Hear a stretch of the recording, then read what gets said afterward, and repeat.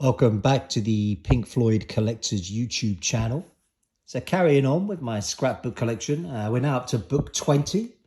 So I think currently I've got about 63, 64 of these scrapbooks, so nearly a third of the way through. Thanks to everyone who's viewed the video so far and the comments and the personal emails. Really appreciate any feedback, negatively or positively. It always steers me in the right direction. Anyway, let's dig in. Scrapbook 20. So we start off with a review of David Gilmour's live in concert. What was this, around 2002 that came out? A couple of scraps there as well for On an Island. And you've got a little photo there of David Bowie and David Gilmour. Again, this is, I can see this is very clip heavy, probably around the time of maybe On an Island. So a lot of clippings. Tony Blair with David Gilmour there. And this looks like a throwback to the 74 photo. Even a piece here in German I can see from On an Island. Lifetime Award, I believe, is Gilmour Tickle Pink. So that would probably have been from Mojo. And that was in 2006. And again, lots of, as you can see, very scrappy in this book. Lots of little clippings. I'm not going to dwell on them too much. Like I say, if you see something that you're interested in, let me know. I'm always happy to scan it or do a better image. It's quite an interesting original advert from EMS. So they're just mentioning the fact that David Gilmour uses them. So that's circa 1973. Again, lots of David Gilmour. Review of Piper at the Gates of Dawn. And I can say here, Glastonbury wish list, David Gilmour, who still never appeared at Glastonbury. Watch that space, as they say. A nice full page ad for the live at Royal Albert Hall. Remember that night. The cover from French magazine, I think this was. Ray, or was it Spanish? I'm not too sure. Dark Side of the Man. So this was actually a review written by Polly Sampson. That was a little bit negative on David Gilmour. Not too bad, but yeah. She comes up with her own story. This is quite an interesting one. I think this was at the Royal Albert Hall. When you went in, this was left on your seat. And the idea was, this is like a adhesive, so you could purchase the single online and then put this onto the disc. I just got a physical CD rather than do it that way. But there, it was a nice idea and quite ahead of its time back in 2006. Japanese article from 77, David Gilmour. Actually, interestingly spelled M-O-R-E. David Gilmour outside the... that was the premiere of his concert film, and he later signed that. That was in I forget exactly where he signed that, but I would have had the photo made. Chart position, so just showing that he was #1. Gilmour wins court battle comfortably. Wins Floyd battle court. Okay, Freudian slip. Quite a nice advert there for the Smile single. Looks like it's a UK one. Whole article there on David Gilmour, aged 59, so obviously quite old now. In the Pink, again, David Gilmour. I should actually just call this scrapbook David Gilmour, shouldn't I? I can see it's very David Gilmour heavy. This is from the French concert, Vienne, which I went to. So I probably got that the day after the concert. La Dimension Gilmour. Dave's no fan of Wembley. So just talking about the fact that he doesn't like Wembley Arena. And some more David articles and review of On an Island. This is another review of On an Island, David Gilmour. This is quite an interesting photo It's unpublished, so I shouldn't really show it too much. But yeah, it's David back in, I think this was 62, while on holiday in Scotland. So I'm the owner of this, and it's just never been used for anything yet. Just waiting for the right moment.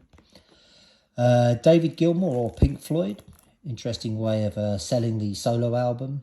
I think this was from an American publication.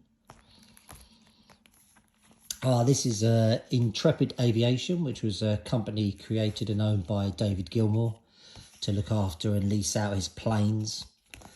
And you can see that it says formed in 1990 to manage and maintain David Gilmour's rapidly expanding collection of fighter aircraft. It has actually now sold the company. I think the company still exists, so it is an ongoing enterprise. Some more clippings. David Gilmour. This was actually a full-page ad from the Evening Standard, a London publication in the UK.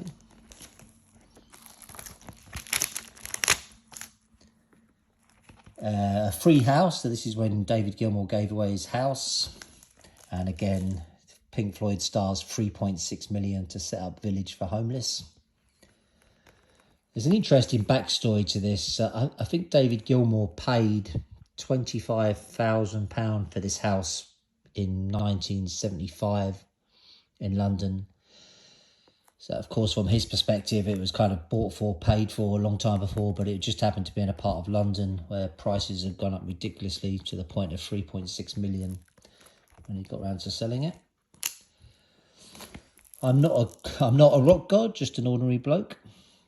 Yeah, David being humble, and another Dave and Polly interview there. Again, that's UK. And a whole page, David Gilmour. So yeah, I think I'm going to turn around and say number 20, scrapbook, is very David Gilmour heavy. Advert or a review for Piper at the Gates of Dawn. Every home should have one.